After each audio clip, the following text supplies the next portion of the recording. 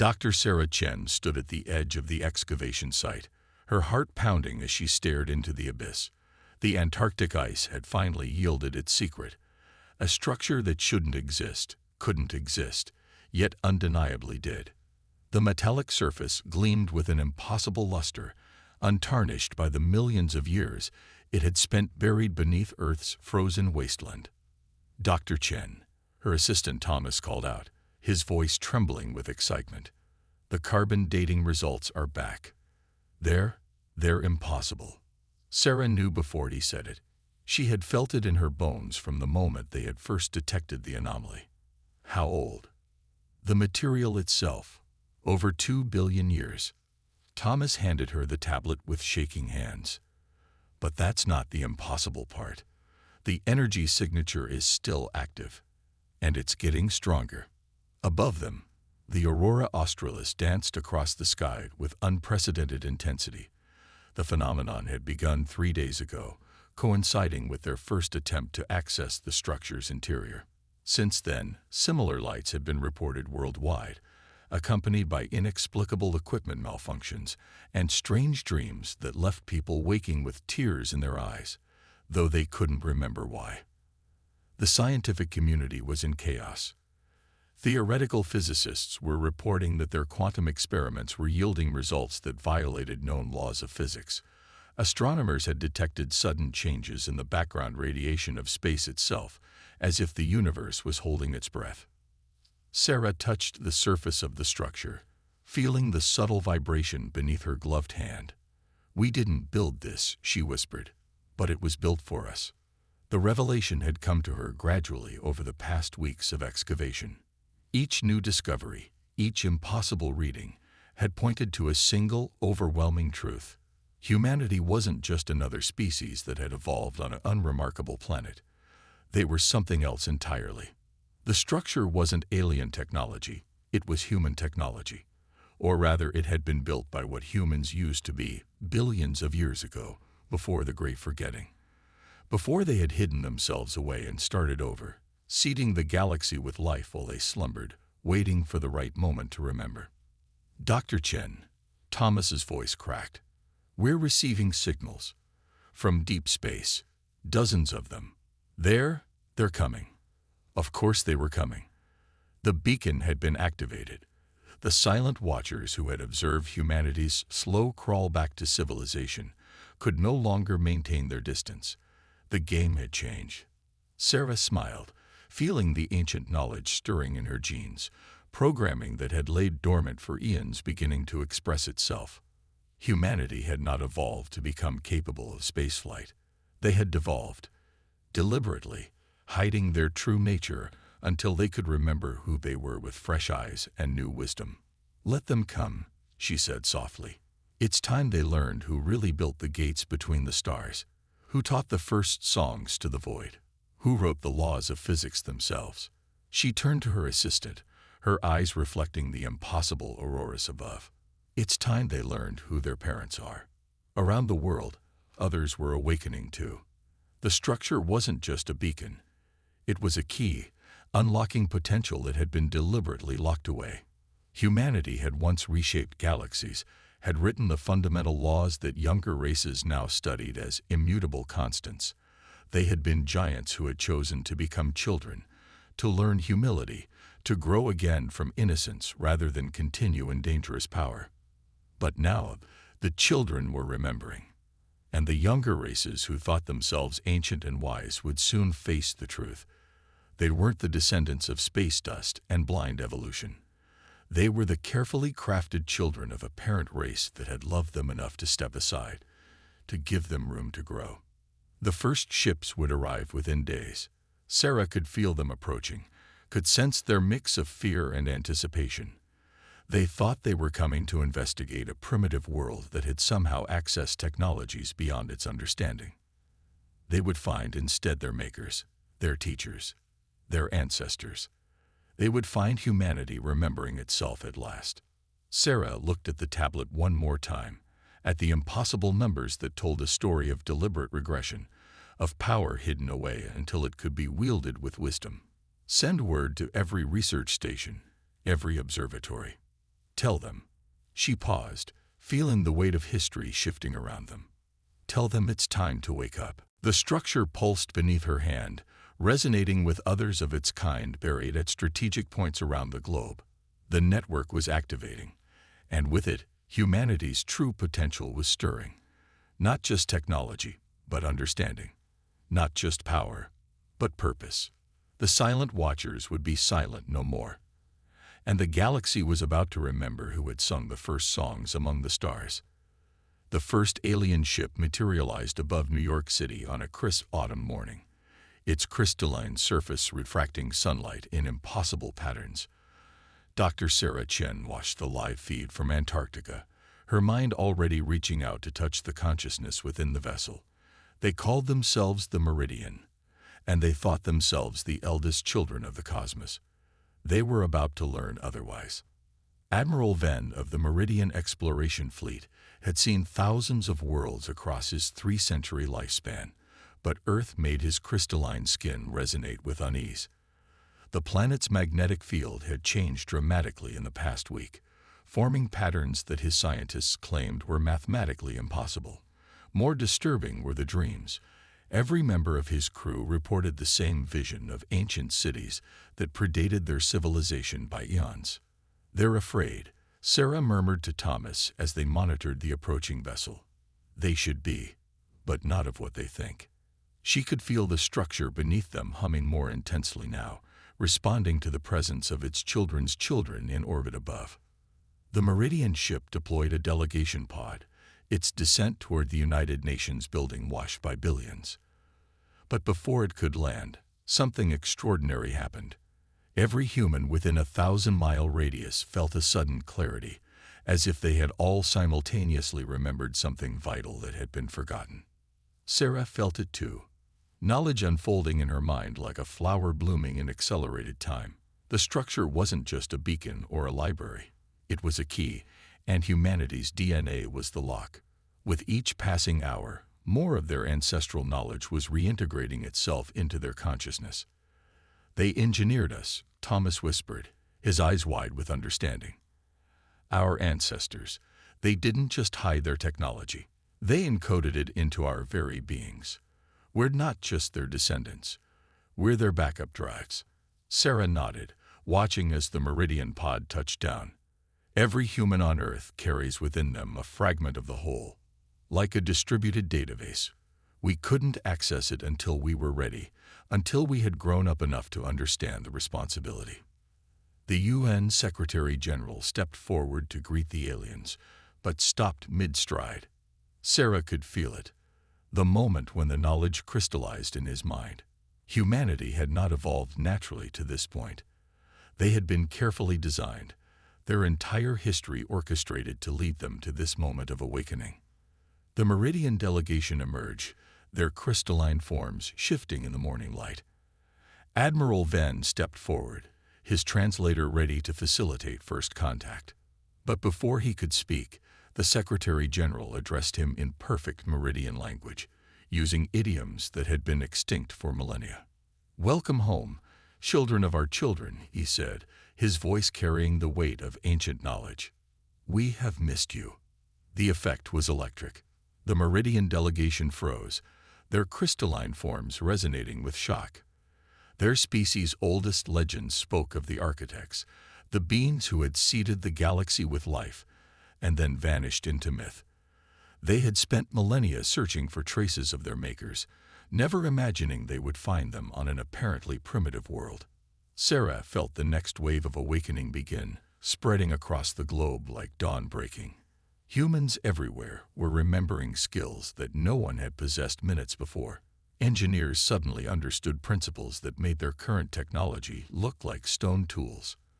Doctors perceived the body's energy fields with perfect clarity. Musicians heard harmonies that existed between dimensions. But with the knowledge came the understanding of why their ancestors had chosen to forget. They had achieved such power that they had nearly destroyed themselves, not through war or conflict, but through sheer hubris. They had touched the foundations of reality itself and recognized the danger of wielding such power without wisdom. "They're scanning us," Thomas reported, watching the Meridian ship's energy patterns. They're trying to understand what's happening. Let them look, Sarah replied, feeling the structure's energy flowing through her. They'll find exactly what we want them to find. The truth. We are what remains of the first ones, the architects they've searched for. But we're not the same beings who seeded the galaxy. We're what those beings chose to become. Children who grew up again, learning wisdom alongside power. The Meridian Admiral's next words echoed across every communication channel, broadcast in his people's shock and awe. The architects chose to become human, to become lesser. Sarah stepped forward, her voice carrying the weight of newly remembered uns. We chose to become better. And now we remember not just what we were, but why we chose to forget. The question is, she smiled, feeling the collective knowledge of humanity's true heritage flowing through her. Are our children ready to learn what we have to teach? Above them, more ships were appearing, representatives of other spacefaring races drawn by the activation of Earth's ancient beacon. They would all come, all the children of humanity's original civilization, all the races they had crafted and guided and set free to grow on their own. And humanity would remember not just their power, but their purpose. They had hidden themselves away not in shame, but in hope. Hope that they could learn to be worthy of the power they had wielded so carelessly before. The time of hiding was over. The time of teaching was about to begin. The Galactic Council's emergency session was unlike any in its 100,000-year history. Representatives from 500 spacefaring civilizations gathered in the vast chamber aboard the Council's mobile headquarters, now in orbit around Earth. The crystalline Meridians, the gaseous veil, the silicon-based Litharians, and hundreds of other species, all children of humanity's ancient past, all grappling with the revelation of their true heritage. Dr. Sarah Chen stood before them, her presence both physical and mental as humanity's awakening abilities continued to expand. Besides her, Thomas monitored the global consciousness network that had spontaneously formed among Earth's population. Every human now shared a subtle connection, their collective knowledge and memories accessible to all, yet each maintaining their individual identity. You claim to be the architects, the Litharian elder rumbled, his crystalline form pulsing with skepticism. Yet you hide in flesh, pretending weakness for millennia. Why should we believe you are anything more than clever primitives who discovered our ancestors' technology? Sarah smiled, remembering fragments of the day when humanity had created the Litharians, crafting their silicon consciousness with loving care. You still sign your quantum equations with a particular flourish, Elder. A small loop at the end of each probability function. Do you know why? The Elder's crystalline surface flickered in surprise. It's because when we first taught your species mathematics, your ancestors found it easier to understand quantum mechanics when the equations were ended with a closed loop. A tiny change we made to help you learn. One of countless small kindnesses written into the very foundation of your civilization. Murmurs rippled through the council chamber. Every species present had similar quirks in their development, inexplicable cultural or technological traits that had persisted across millennia. As Sarah spoke, they began to recognize these elements for what they were, signatures left by their makers. But the greatest proof, Sarah continued, her voice carrying ancient authority, isn't in what we can tell you about your pasts. It's in what we chose to do with our power. The chamber's massive viewing screen activated, showing scenes from Earth's history. But now, with humanity's awakening knowledge, they could see the subtle manipulations in their own development.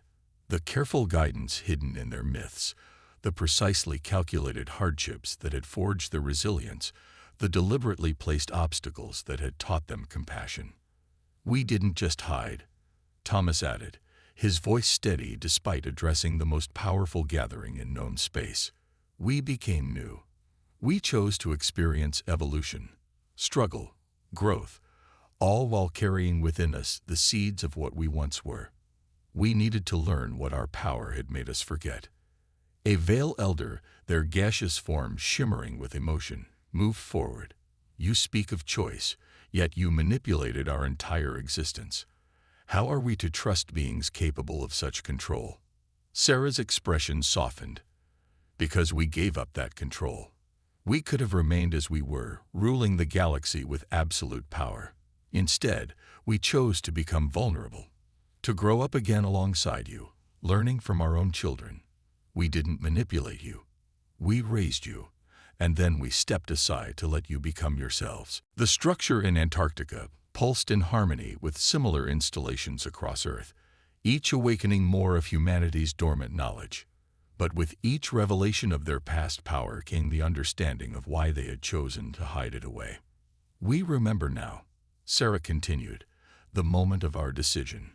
We had reached the pinnacle of power.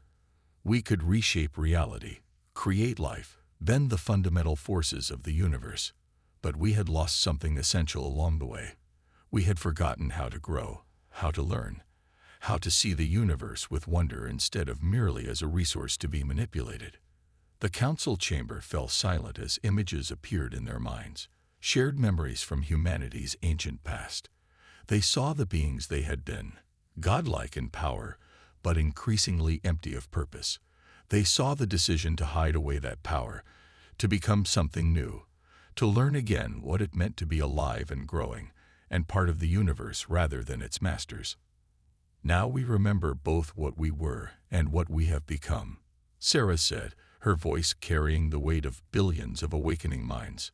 We are neither the architects of old nor merely the humans we believed ourselves to be. We are something new, beings who know ultimate power but have learned the wisdom of limitation, the beauty of growth, the necessity of change. The council erupted in debate, some species arguing for containment of humanity's awakening power, others advocating for immediate recognition of Earth's authority. But Sarah could feel the truth resonating through them all, the recognition, cellular deep, of their creators. The knowledge that humanity had loved them enough to become less than gods so that they could become themselves. Above them, the stars seemed to pulse with new meaning. The galaxy itself was watching, waiting to see what humanity would choose to become now that they remembered who they had been. The time of hiding was over, but the time of wisdom was just beginning. The great archive beneath the Mariana Trench activated for the first time in 2 billion years. Dr. Sarah Chen stood in its central chamber, surrounded by representatives from the Galactic Council. The facility had been hidden in the deepest part of Earth's oceans, protected by technologies that made it appear as nothing more than natural seafloor to even the most advanced scanning systems. This is where we kept our greatest achievements, Sarah explained, as holographic displays flickered to life around them. And our greatest mistakes. The archive showed them everything. The rise of the original human civilization, their mastery of forces that the younger races hadn't even discovered yet, their creation of the fundamental laws that govern space and time itself. But it also showed their growing isolation, their loss of connection with the universe they had shaped. Thomas watched as the alien representatives absorbed the truth about their origins. We didn't just create your species, he said softly. We created the very conditions that would allow you to exist. The physical constants of the universe, the distribution of elements, the laws of quantum mechanics, all were written by us, like programming the parameters of a vast simulation. A Meridian scientist, their crystalline form trembling with emotion, spoke up. But why? Why create all of this only to abandon it? Sarah gestured, and new images filled the chamber. Scenes from the height of human civilization's power. They had reshaped galaxies on a whim, created and destroyed matter at will, played with the fundamental forces of reality like children with toys.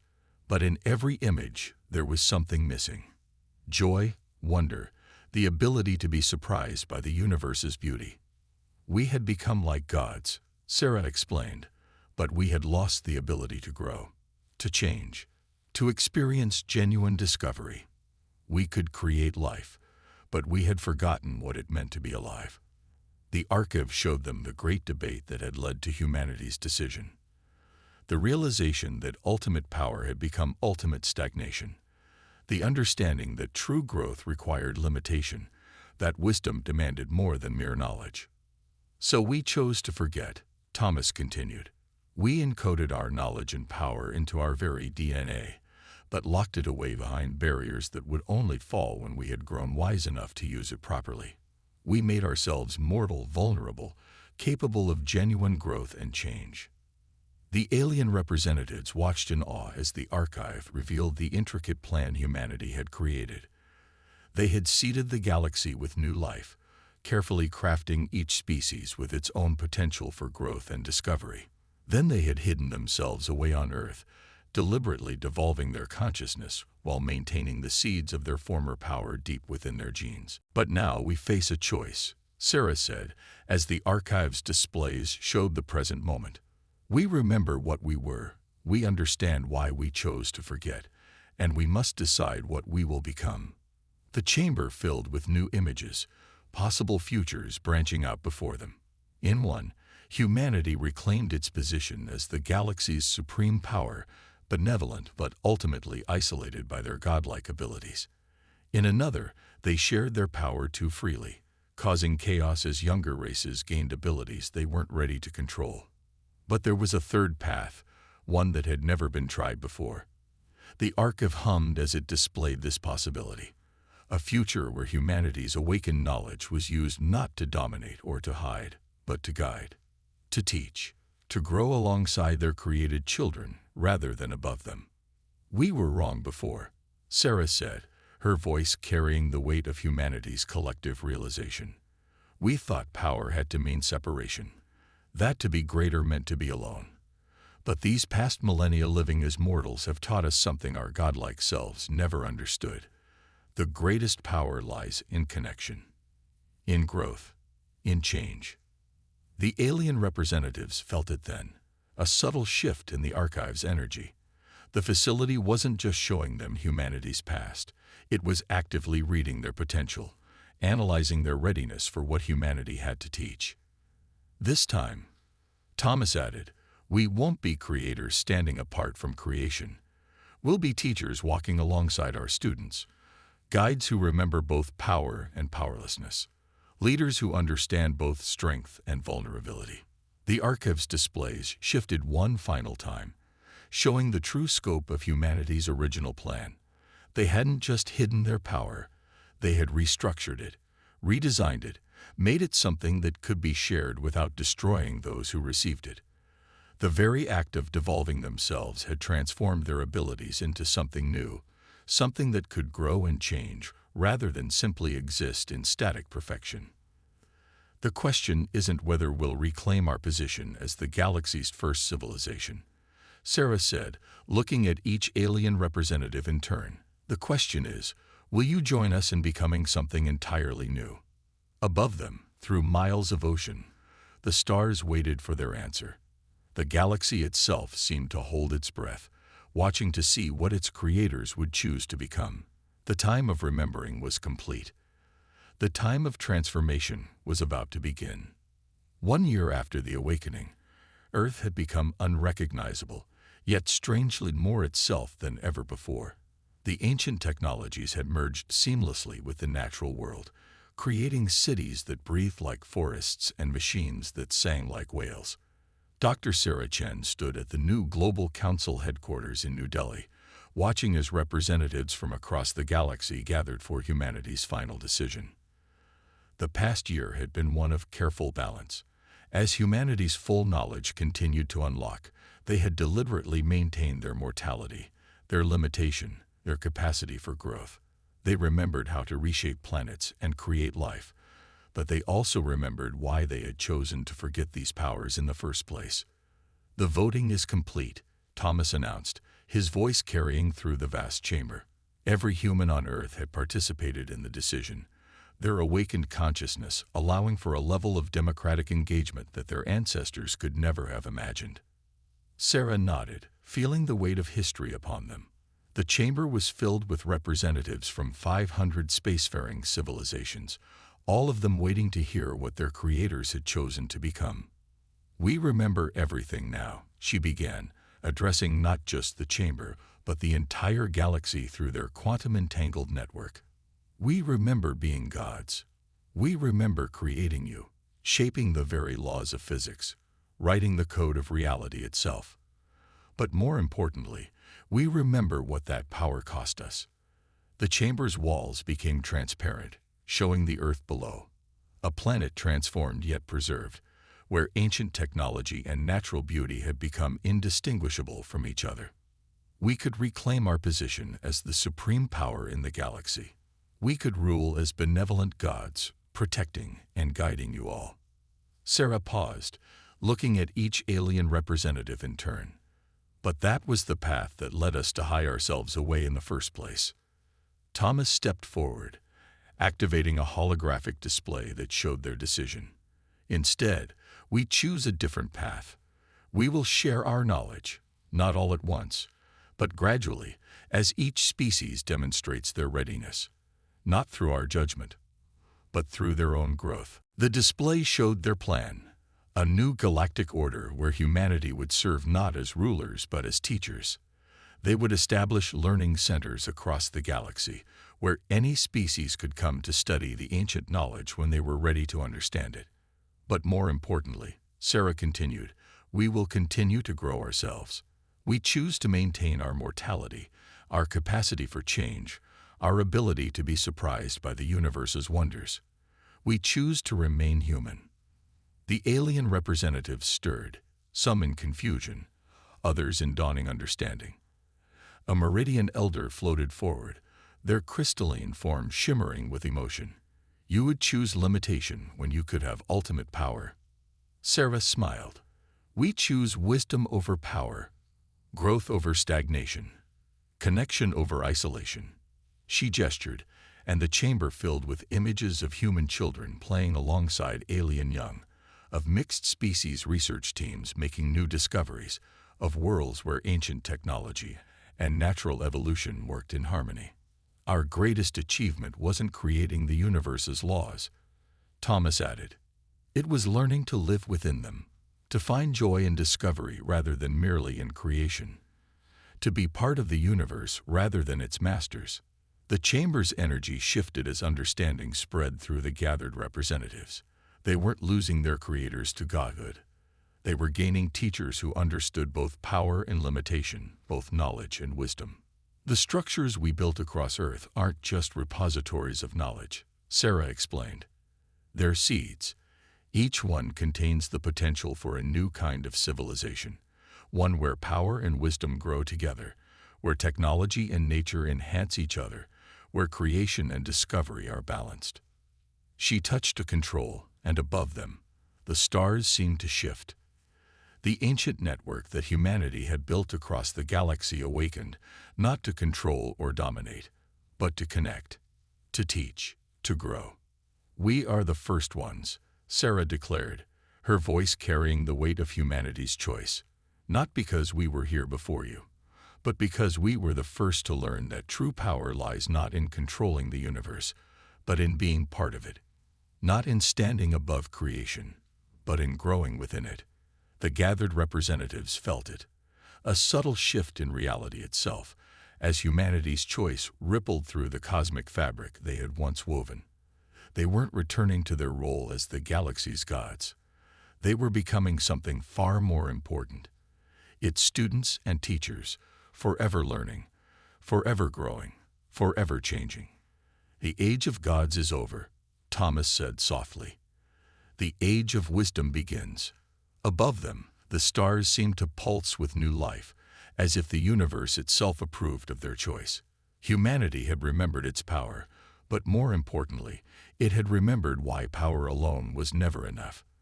They had chosen to remain mortal, to maintain their capacity for growth and change, while using their ancient knowledge to help all species reach their full potential. The galaxy would never be the same, but this time, the change would come not from power imposed from above, but from wisdom growing from within. The first ones had returned not to rule, but to learn. And in that choice lay the greatest power of all, the power to grow, to change, and to wonder at the infinite mysteries of existence.